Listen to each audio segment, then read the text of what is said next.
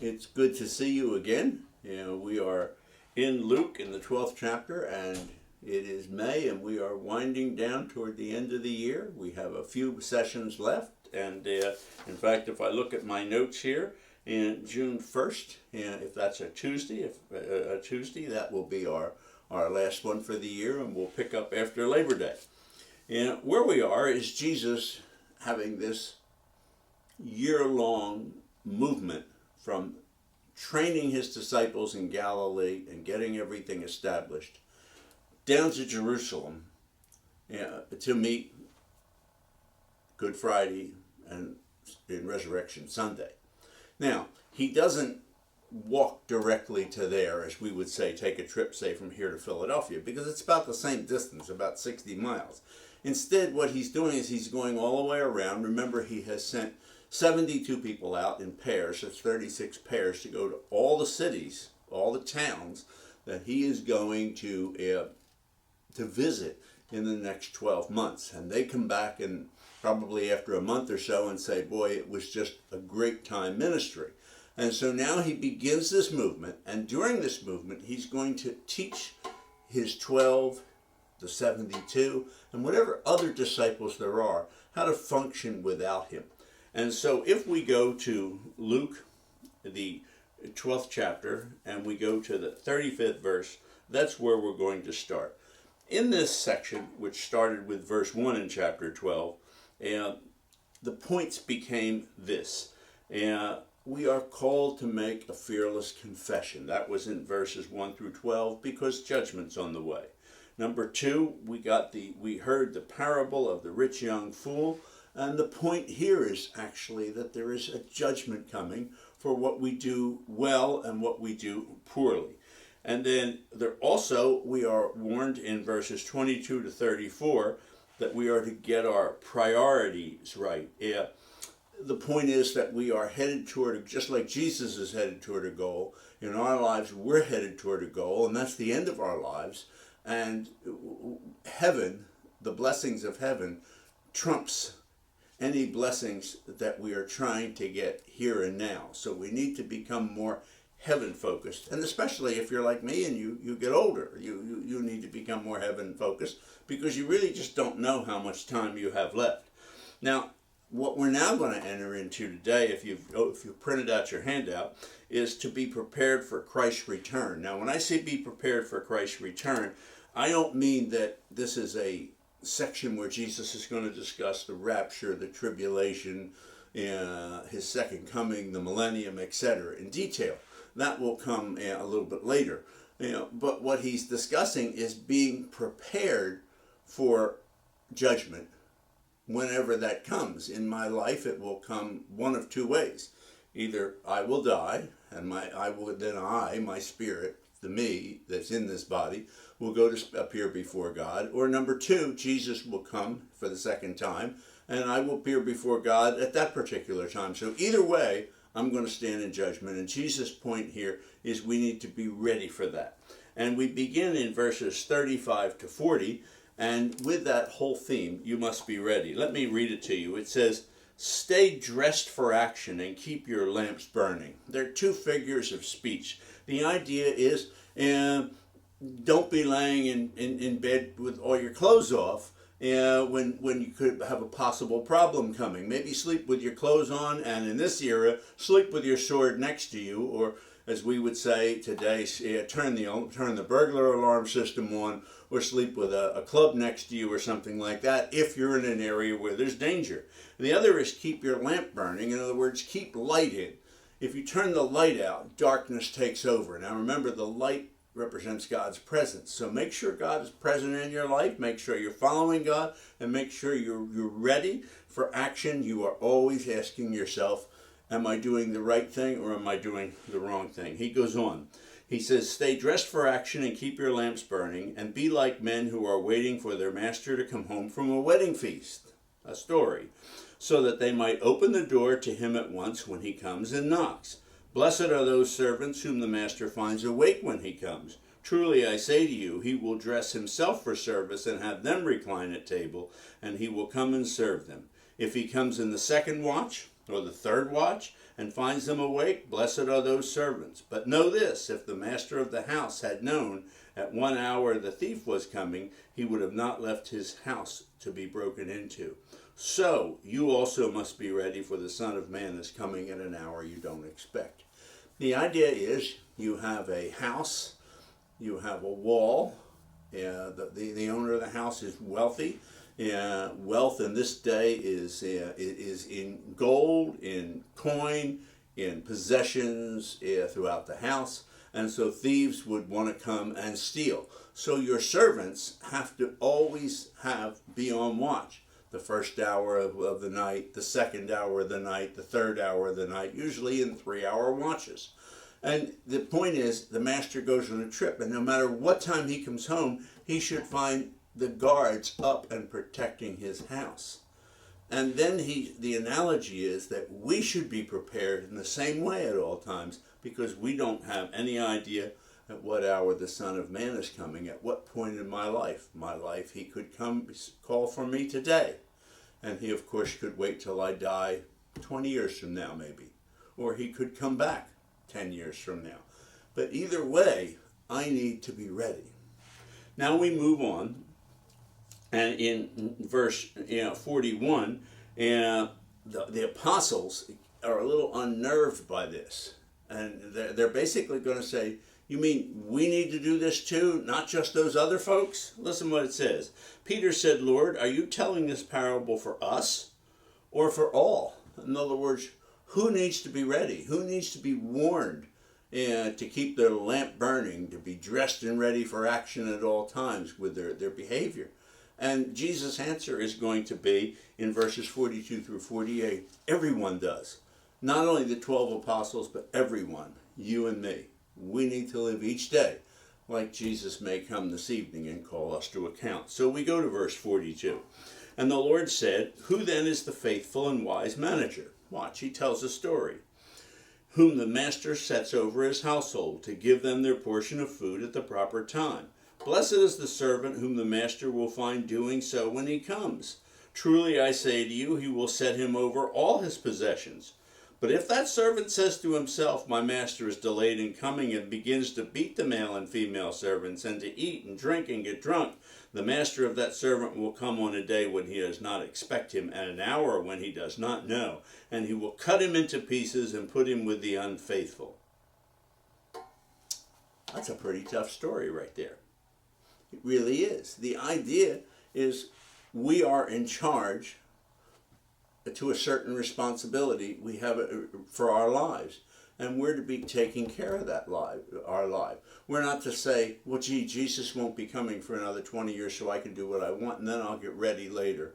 Or as some people say to me, I'm not ready to be religious, and I'll get to that when I get older in life. Well, you may not get the chance to get older in life. And then Jesus goes on in 47 and he says, and the servant who knew his master's will but did not get ready or act accordingly to his will receive a severe beating. Now, of course, not a beating necessarily, but we can, if we're truly a faithful servant, truly a believer in Jesus, we'll walk with Jesus.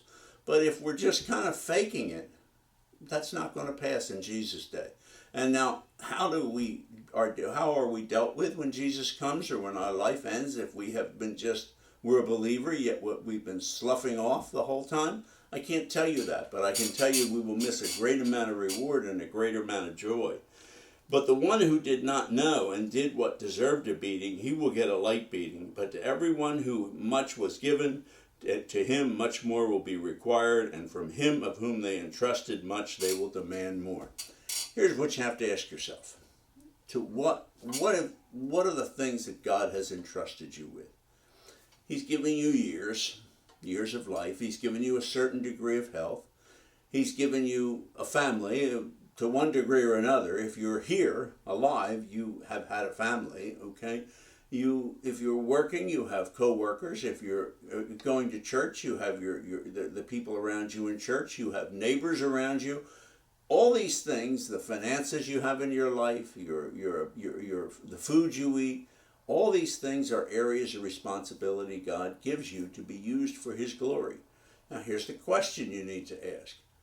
Don't compare yourself to anyone else. What anybody else does is not relevant to this. If you try to bring up, well, Joe did this and Jane did this, God will say to you, that's not your business.